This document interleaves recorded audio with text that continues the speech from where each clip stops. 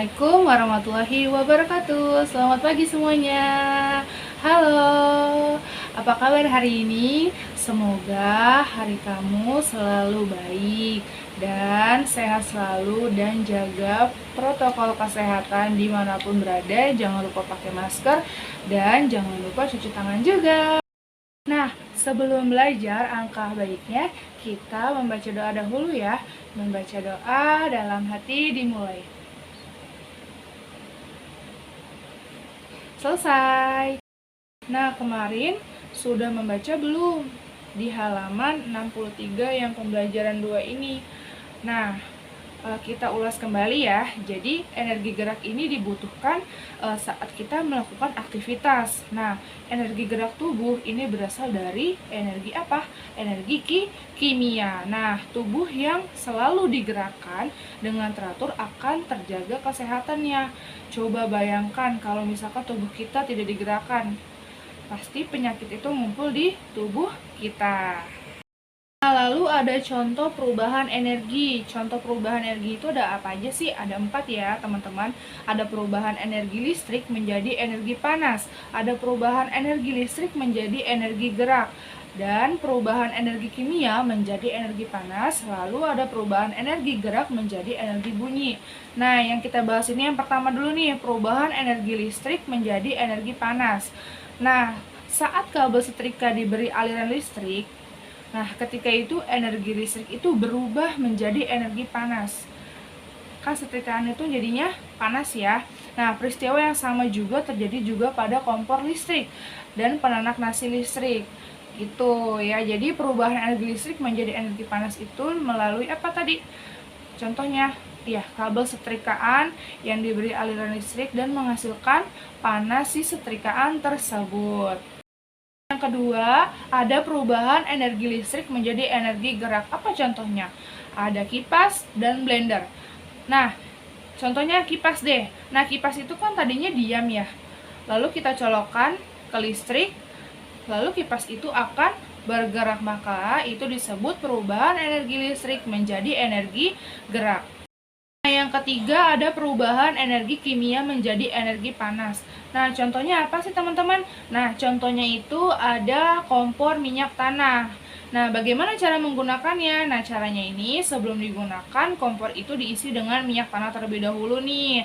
Habis itu, kompor itu dinyalakan dengan api dan timbullah panas. Dan kompor ini siap untuk apa? Untuk memasak, misalkan menggoreng ikan atau apalagi memasak air dan lain-lain ya. Nah, energi lainnya itu adalah gas. Nah, karena sudah berubahnya zaman, maka jadilah namanya kompor gas. Nah, gas ini dapat digunakan untuk menyalakan kompor seperti kayak di rumah-rumah sekarang ini. Nah, sudah jarang sekali adanya kompor minyak tanah. Nah, makanya digantikan dengan energi kimianya yaitu gas. Nah, saat kompor gas menyala, itu juga terjadi perubahan energi kimia menjadi energi panas. Seperti itu, teman-teman. Yang keempat, ada perubahan energi gerak menjadi energi bunyi. Contohnya apa sih? Kalian pernah nggak ngeliat temennya itu main drum? Nah, ketika si pemain drum ini memainkan alat musiknya, ia menggunakan energi geraknya untuk membunyikan si drum tersebut. Nah, contoh lainnya juga ada. Misalkan Pak Satpam mengkantongkan. Nah, kantongan itu kan pasti dipukul ya pada malam hari. Nah, itu juga termasuk energi gerak. Si pemukul kantongan itu berubah menjadi energi bunyi. Nah, itu tadi ulasan yang kemarin untuk pembelajaran 2 ya teman-teman. Nah, lanjut ya ke pembelajaran 3 di halaman 72 sampai 74. Nah, kita membaca sama-sama yuk.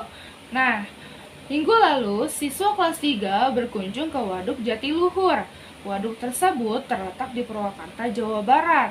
Ada yang udah pernah ke sana? Nah, jika belum, yuk kita sama-sama simak. Murid-murid senang sekali. Hari ini mereka masih membicarakan kegiatan tersebut. Nah, berikut ini percakapan mereka.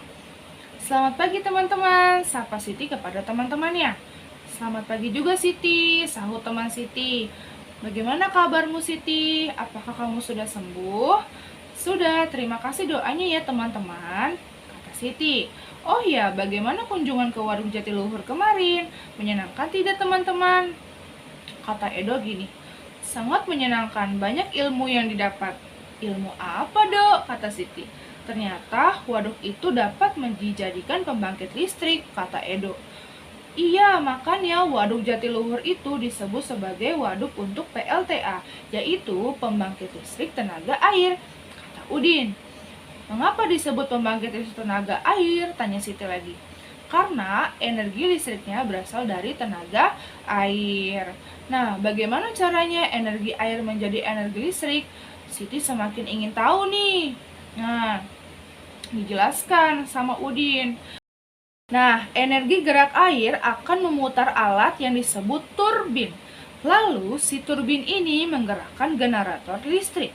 Bergeraknya generator listrik inilah yang akan menghasilkan tenaga listrik. Nah, Silani menambahkan nih, listrik yang dihasilkan kemudian disalurkan ke gardu-gardu listrik. Lalu Edo melengkapi, nah dari gardu-gardu itulah listrik disalurkan ke rumah-rumah atau kantor-kantor. Terus katanya Siti dan teman-teman, oh begitu ya, terima kasih ya ceritanya teman-teman. Nah, begitulah keseruannya pembicaraan Siti dan teman-temannya. Nah, dari pembicaraan mereka, nah, teman-teman nih mendapatkan informasi nih tentang manfaat waduk sebagai pembangkit listrik. Nah, selain sebagai pembangkit listrik, waduk juga digunakan untuk keperluan lainnya seperti irigasi atau pengairan sawah, perikanan, dan juga sebagai tempat wisata. Nah, betapa besar ya manfaat waduk itu. Nah, oleh karena itu dapat dibayangkan apa yang akan terjadi jika waduk itu kering. Bagaimana ya? Nah, sawah-sawah akan kekeringan dan persediaan energi listrik menjadi berkurang. Coba sekarang teman-teman pikirin deh, kalau misalkan jika tidak ada listrik, hidup ini akan seperti apa? Misalkan di rumah biasanya pakai cahaya menjadi gelap pada malam hari, terus siangnya kepanasan, tidak ada kipas. Nah, terus pekerjaan menjadi terhambat. Apa akibat jika sawah itu kering? Nah, petani ini akan menjadi gagal panen, terus sumber energi air juga berkurang, dan membuat kegiatan sehari-hari pun terganggu. Jika kalian sudah mengerti, nah, jawablah pertanyaan-pertanyaan berikut dan kerjakan di buku tugas kalian ya, di halaman 74-75. Nah, sekian terima kasih. Wabillahi taufiq walhidayah. Wassalamualaikum warahmatullahi wabarakatuh. Selamat pagi.